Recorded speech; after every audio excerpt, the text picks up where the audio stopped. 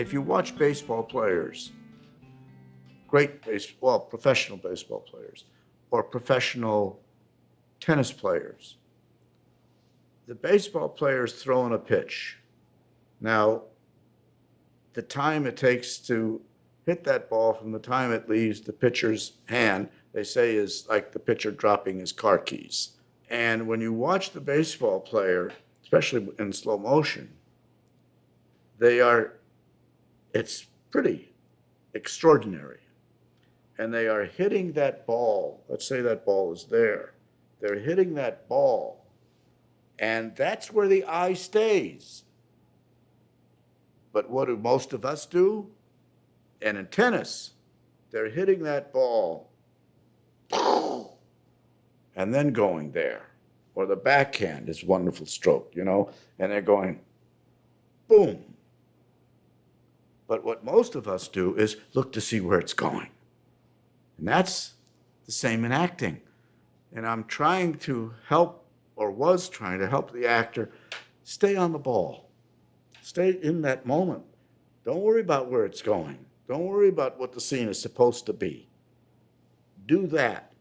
And almost all of us, before that ball gets to there, you're supposed to be there, you go, and right about there, you're going. You're there. As much as you try not to. I don't know why, but you want to see the result.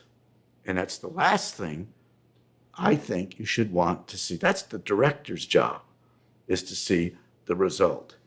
Be there. And it sounds cliche, and it sounds, everybody always says, to be in the now, to be in the moment.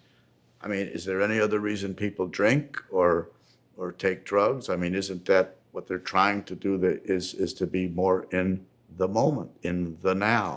It's a tough place. I just read something this morning that said we were wrong. We're talking about alcohol being invented about 5,000 or 6,000 years ago. Why? Ain't true. It's 10 million years. The 10 million years ago, fruit was sitting around rotting.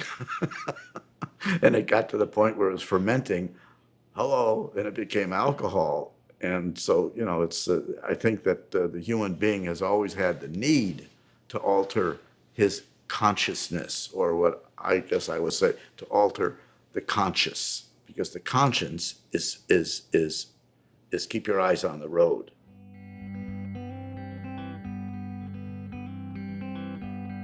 Well, improvisation, one of the wonderful aspects of it is that it's close to life. It's not written. It's not pre-recorded. It's not expected. You don't know what the next moment will be. That's why the greatest entertainment that we have today, you can't touch it, is sport. There's nothing more extraordinary than sport. You don't know the next moment.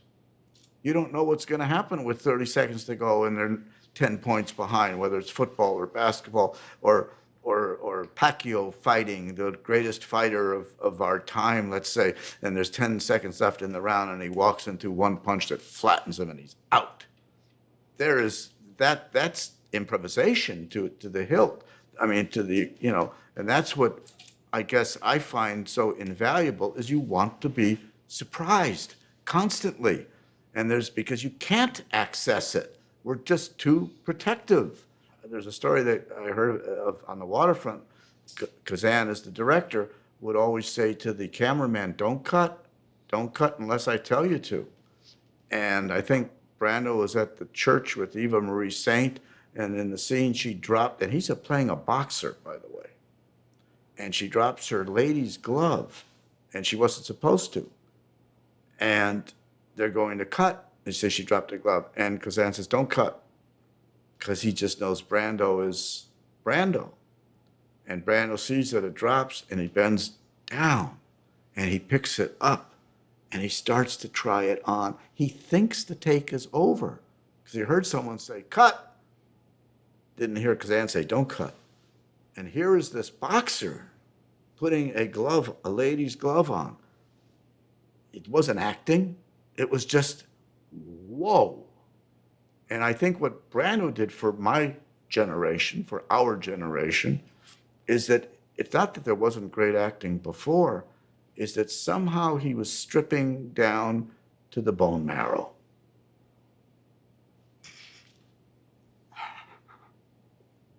There was an access to his soul that we had seen before. And he, this extraordinarily built guy, all you have to do is see the Men or Streetcar. I mean, this phenomenal physique he had access to the feminine part of himself. That's what was so extraordinary about Brando, is that he wasn't a male. There was an androgynous aspect to him, which we called feminine, I guess, because it was a male's being so vulnerable. And that was, for me and for, the generation I was a part, that tilted the axis of acting in some way. Jesus. It was this extraordinary thing he was doing.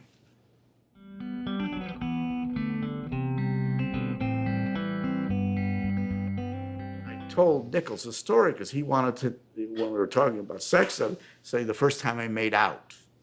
And I said, well, it would be so-and-so. And we always used to have at the junior high school a day where we would have variety show. And I got to the point after over 3 years of going there and here's Dusty, they called me Dusty, here's Dusty Hoffman playing playing Bumble Boogie. And you could hear by the third year the students going, oh, groaning. So I could play that was not classical.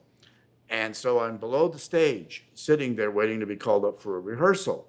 There was this little room below the stage at the school, and I won't say her name, but there was this girl sitting next to me, like card tables, chairs, and we're facing the wall. But we started holding hands and fooling around a little, and it's like our first sexual thing, going on together, whatever we are, we're like 14, whatever, 15. And I suddenly get the feeling, I think maybe she'll let me touch her breast. So I'm sitting next to her, and we're both facing the wall, sitting the same way, talking, and I just take my hand and I put it on her breast, and I just held her breast. That was a first huge moment in my life, and she's just sitting there allowing me to do it. So I told Nichols that, and he said, okay, we were just talking during a break, lunch, or whatever. When we come back after lunch, we're in the soundstage, we're doing the scene with Mrs. Robinson and Benjamin in the hotel room. He says, she's sitting on the bed. I want you just to go up behind her at a certain point, pick your own moment, and just reach behind her and hold Anne Bancroft's breast in your hand. She doesn't know what's happening.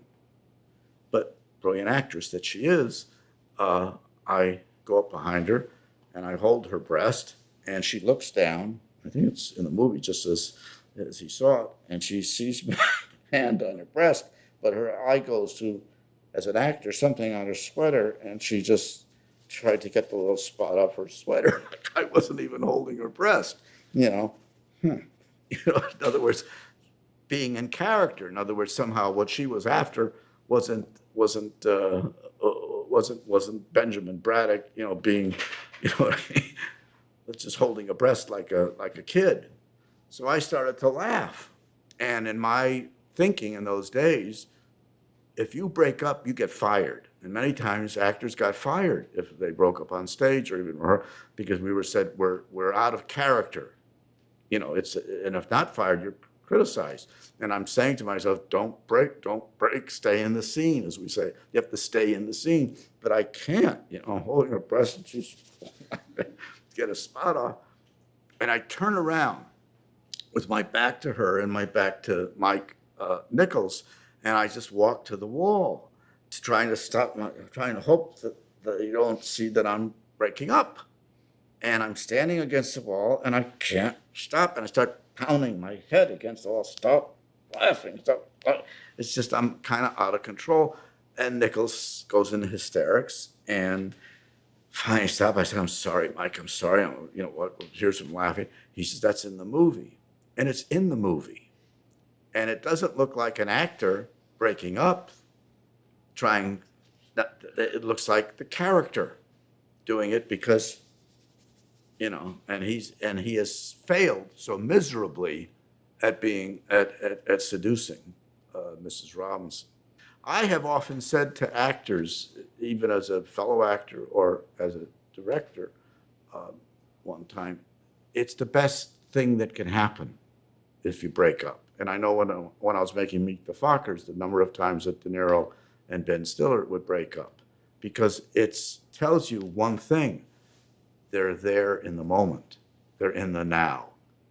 And you also know if you're funny, I think, when inside you're breaking up.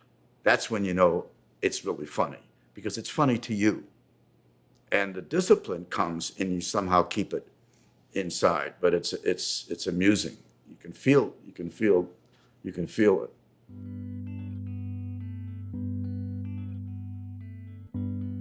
Here's the toughie, the tough part of all this crap that's been spewing out of me.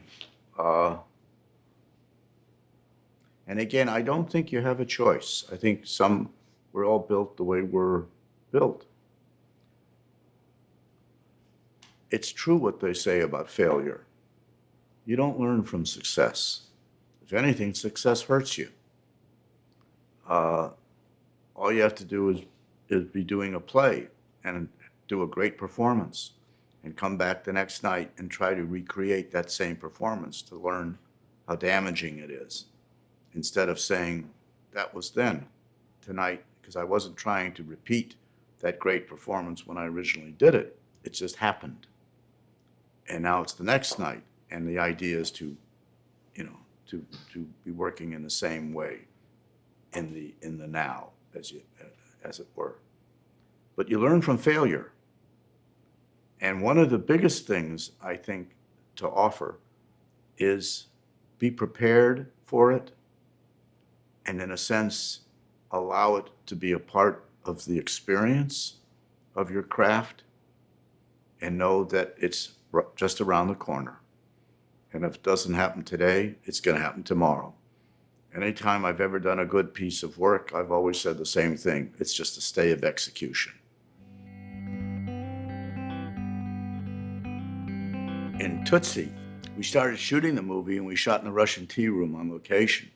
I'm dressed as the character, and we're on the elevator, and one of my childhood heroes, never wanting to have been an actor, but I loved him from my childhood, Jose Ferrer, gets on the elevator.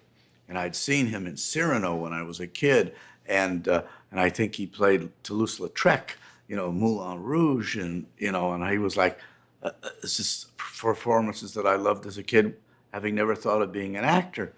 And he's on, and he's dressed very spiffy he's a short guy, even shorter than me, and he's got a tie and I think a handkerchief. The first AD, and he said, Mr. Ferrer, have you met Dorothy Michaels? And he says, no, I hadn't. He had a very deep, resonant voice. How do you do? And I shook hands, and luckily the elevators had the right kind of lighting where I could get away with it. And I said, in my Tootsie voice, I've been such an admirer of yours, and I loved your work in Moulin Rouge, Toulouse-Lautrec, and I'm an actress, and this is a big break for me to be in this film, and and I can't believe I had a chance to meet you. Thank you very much. And I know I'll never get. And then the devil in me just came out, and I said, and I know I'll never get this chance again. Do you mind very much, right, if I just suck your cock right now? As I said, I'm not in control of myself. And he did what is never done in the movies, which was he did nothing. He just stood there. And after a long pause, he said to me, and I remember the lines, he says, "Not right now." And I start to turn, because I know I'm going to go. And the elevator door opens. And I take off, and the first AD told me that I walked out, and he watched me walking. This was the great thrill. One of my favorite actors, I had him. And I'm walking away, and he looked in my direction, and he actually said, "Who was that scumbag of a woman?" And a year later, I happened to be sitting on a dais, however you say it, dais, And he's sitting there, and I just looked over and was, I had you, I got you. And he had been told since then. And that's I'm sorry to say it, but it's better than any award you could get.